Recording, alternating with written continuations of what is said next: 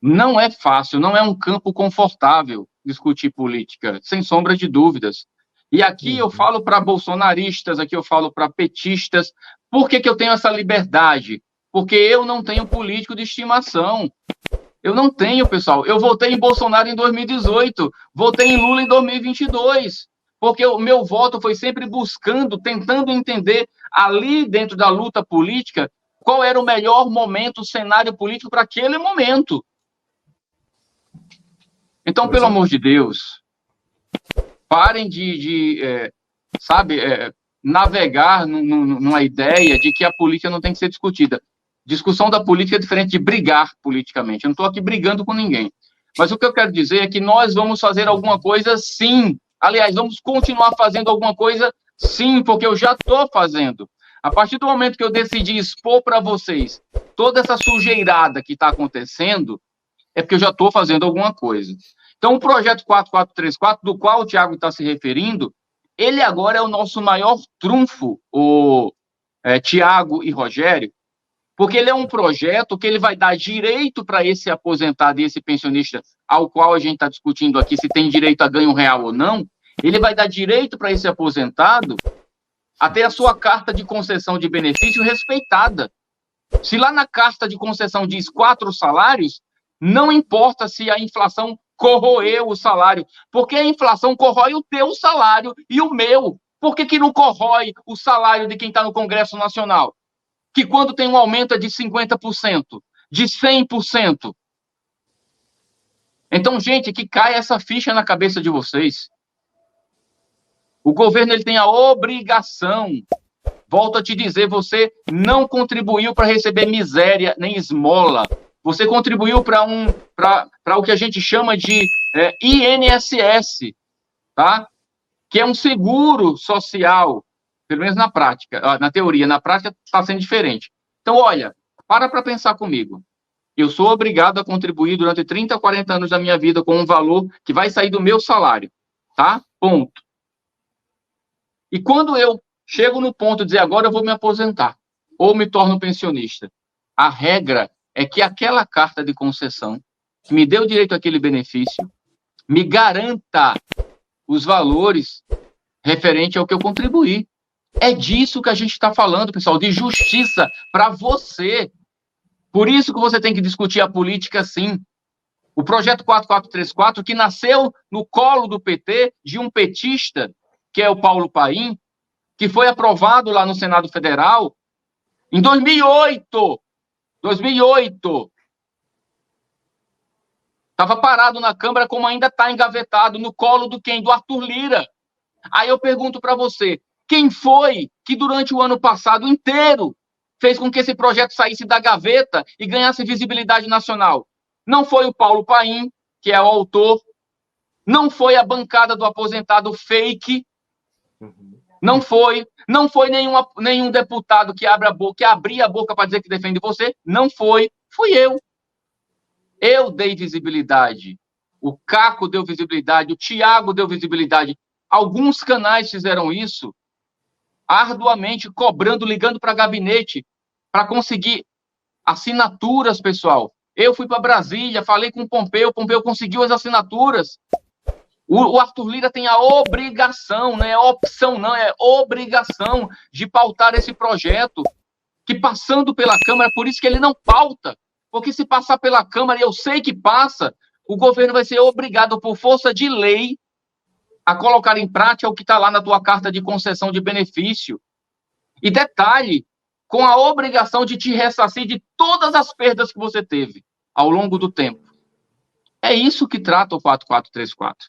Aí eu pergunto para você, se você continuar apenas reclamando, como muita gente faz, e não expondo, não indo para as redes sociais, Milton, não dá em nada a cobrar, dá em alguma coisa sim. Olha onde a gente chegou.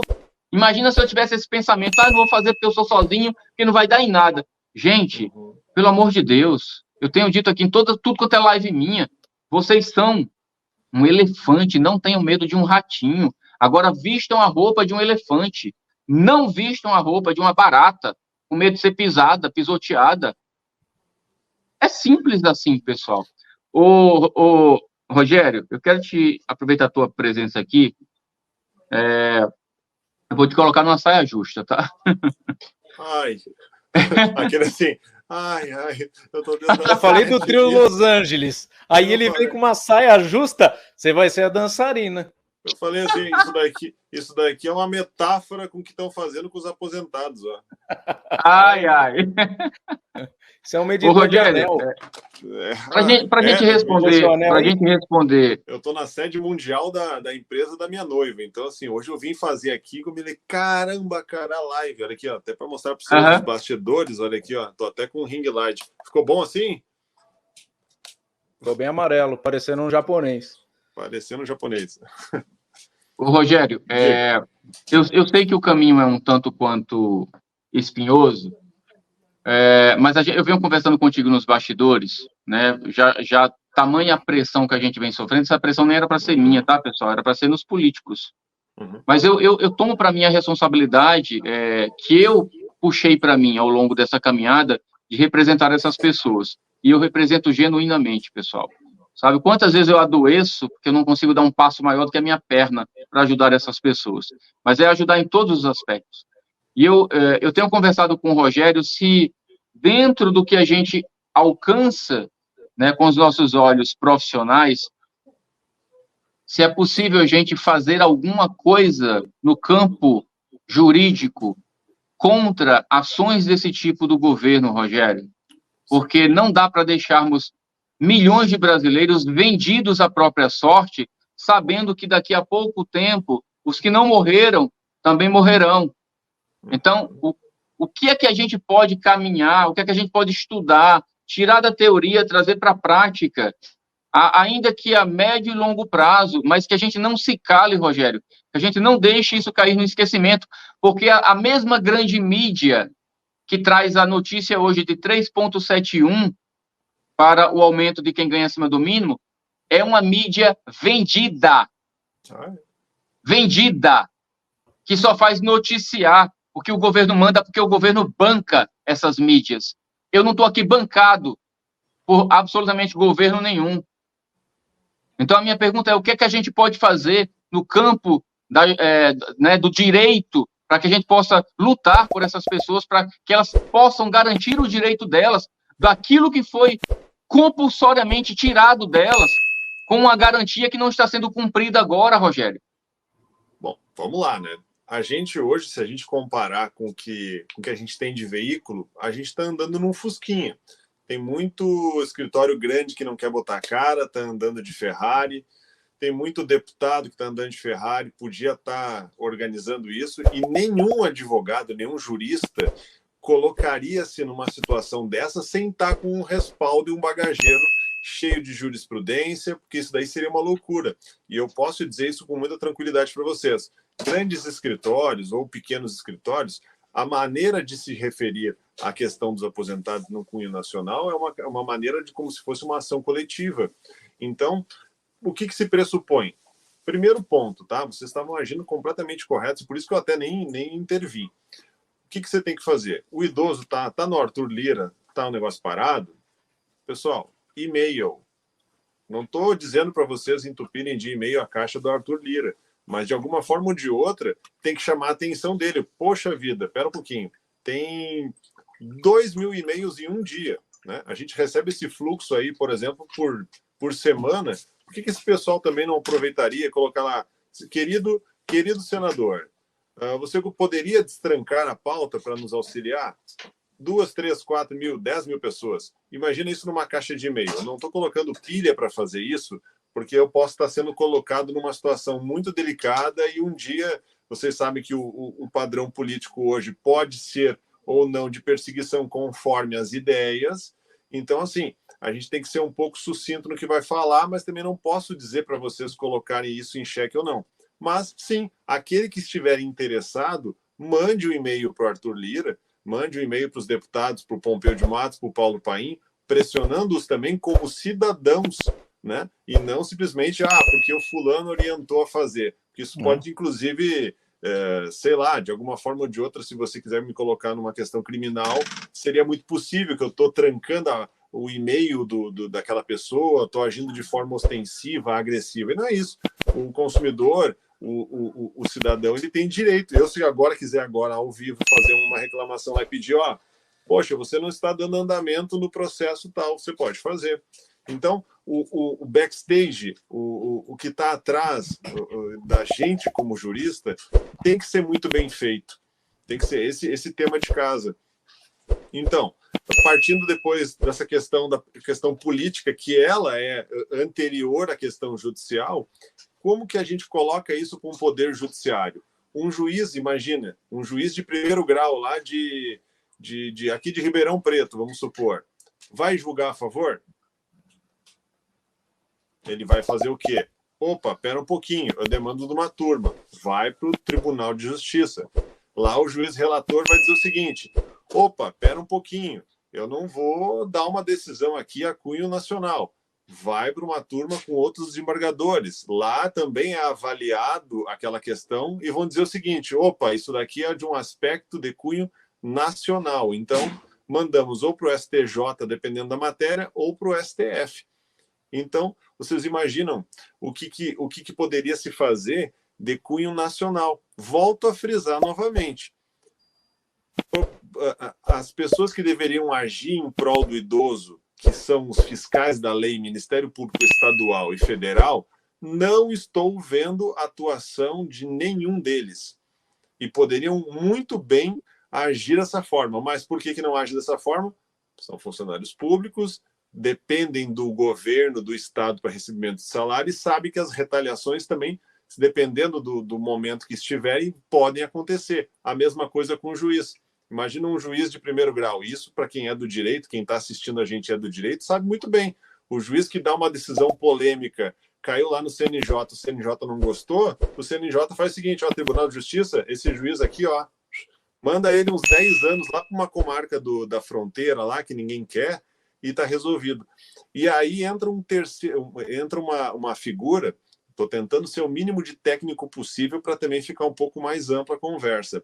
Vocês imaginem que, por exemplo, pode chegar num ministro, cair numa turma lá do STJ ou do STF, e que entenda que não quer, tal qual aconteceu com outras ações em grupo e coletivas, ele pode entender o seguinte, eu não vou queimar o meu filme aqui com o nosso presidente, eu não vou queimar o meu filme com ele. Porque eu dependo dele por uma série de fatores, eu também não quero que haja uma inundação das justiças federais com 30 milhões de processos. Porque imagina, no momento que isso se tornar público e as ações coletivas e uma ação coletiva não render, cada um vai ter que entrar e pedir, tal qual acontecia antigamente com aquelas ações de revisão que são muito comuns, né, que todo mundo conhece de professores, por exemplo, que é revisar fazer os reajustes normais daquilo dali, os benefícios.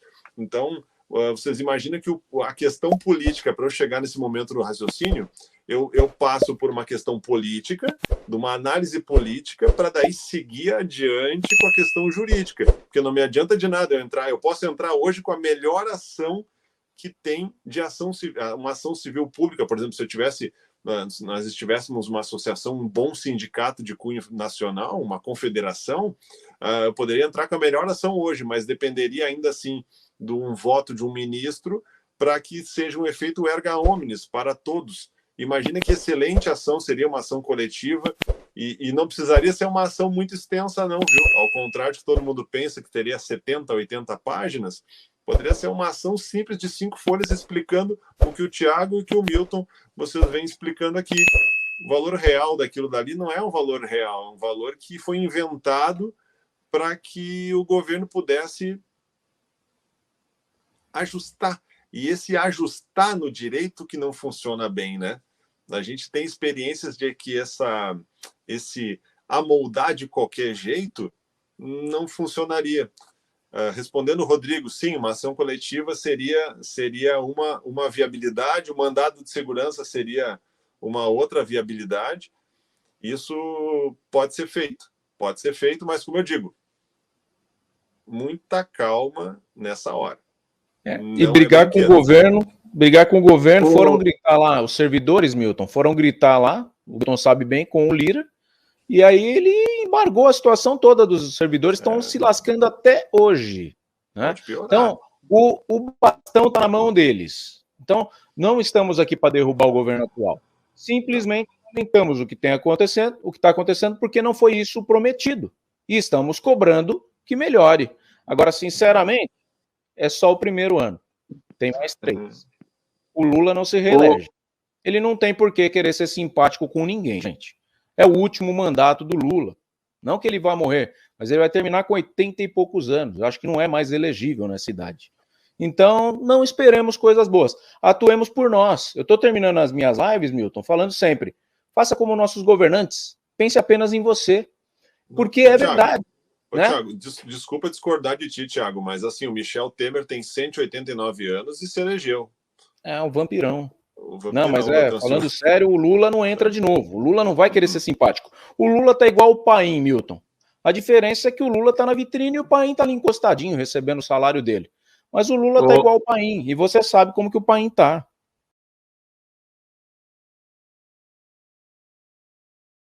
Muito obrigado por assistir esse vídeo até o final. E olha só, eu tenho 3 soluções para você resolver todos os seus problemas hoje, seja aposentado, pensionista ou servidor, tá?